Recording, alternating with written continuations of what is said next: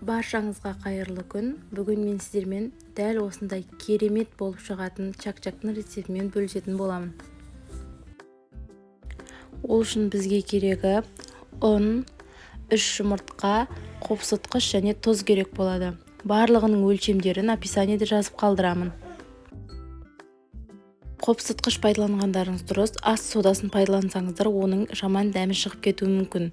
Дәл осылай барлығын араластырып, үстінен ұн салып, жұмсақ етіп қамыр илеп аламыз.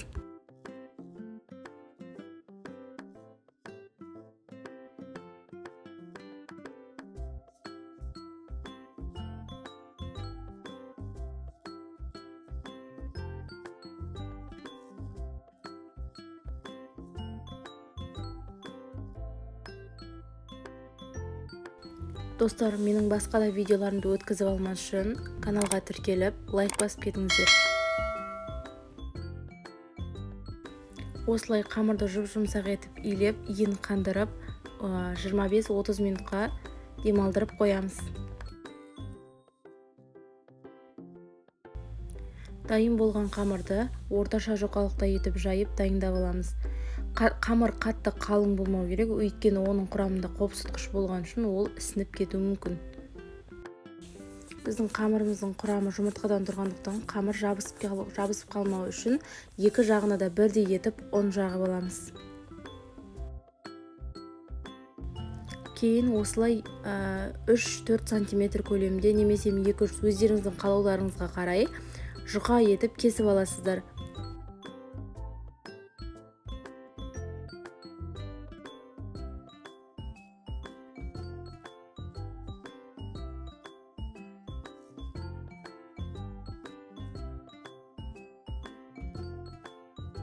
Видеода көрсетілгендей етіп барлығын майдалап турап шығамыз.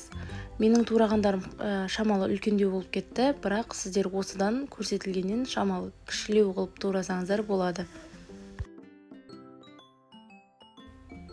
Кесілген қамырларымызды қызып тұрған майға салып, қызартып, пісіріп аламыз.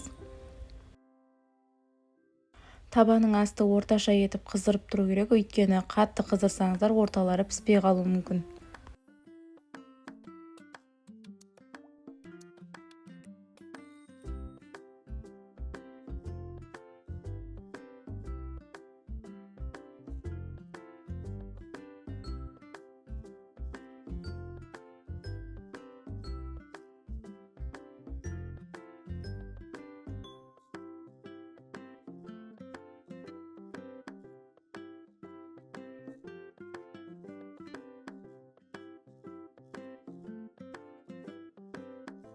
Көріп тұрғандарыңыздай чак-чагымыз дайын болды. Енді оған қосатын сиропын дайындайтын боламыз. Сиропты дайындау үшін табаға 100 грамм суды құйып, жақсылап қыздырғаннан соң үстінен 100 грамм шекерді салып, 1-2 рет араластырамыз. Және үстінен 100 грамм бал, табиғи балды қосып, тағы біраз уақыт араластырып қайнататын боламыз.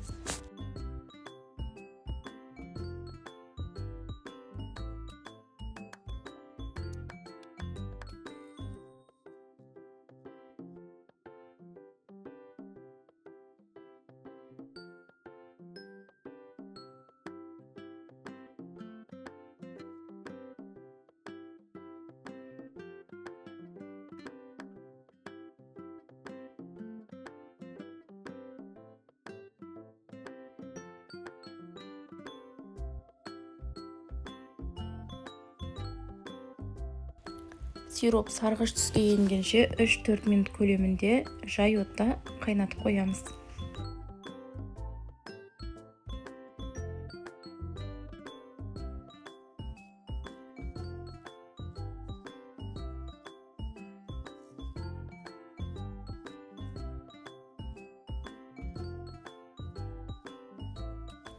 Дайын болған сиропымызды ыстықтай чак-чакта араластыра отырып, үстіне құйып араластырамыз.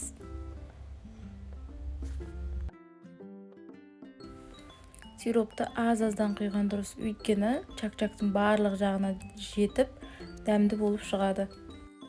Көріп тұрғандарыңыздай чак-чактың жасалу жолы өте оңай және дәмі де өте керемет болып шығады.